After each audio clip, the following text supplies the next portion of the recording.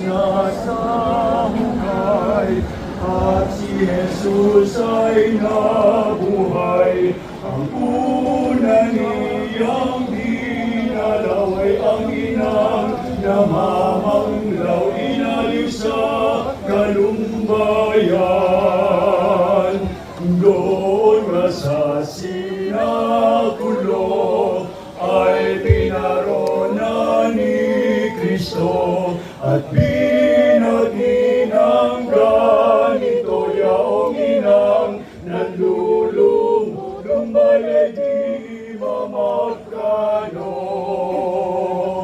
Abay na kung mapalad karamay-ramay sa hirap, tingniyaring iyong anak. Ang loob ay inyong maluwag sa kabigatiang sindak.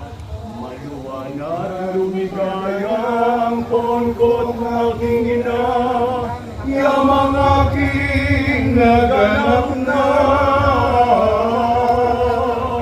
Ang pagsakop ko sa sala sa tanang anak ni Eva, napawi ng nakaraan ng ulos ng kasakitan, ngayon ay ang katuwaan. Inako'y siyang kakamtan nitong aking pagkabuhay.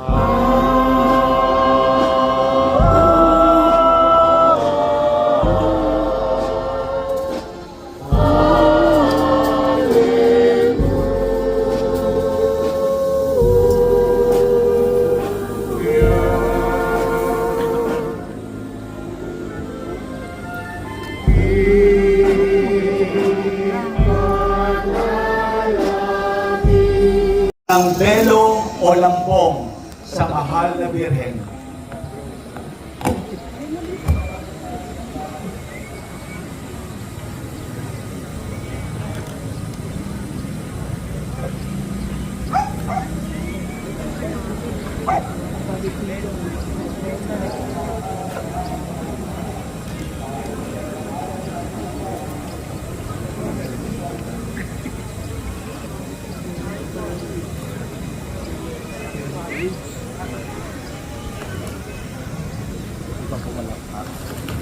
Palakpak daw.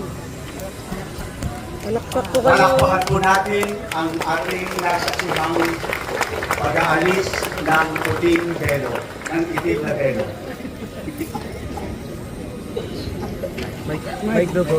Microphone.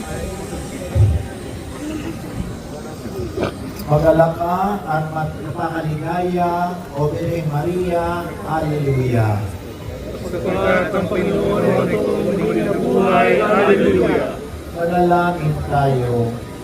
O Diyos, sa pamamagitan ng muling pagkabuhay ng iyong anak na aming Panginoon, Jesucristo, ay dinarapat mong paligayahin ang buong mundo.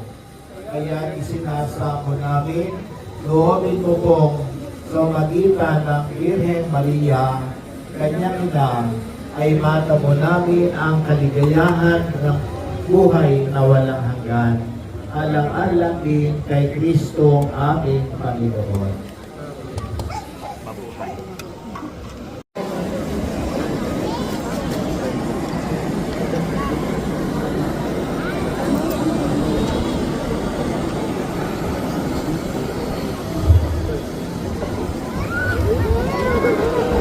Mabuhay si Jesus! Mabuhay ang mahal na Birhen! Mabuhay ang mag-ina! Maligayang Pasko!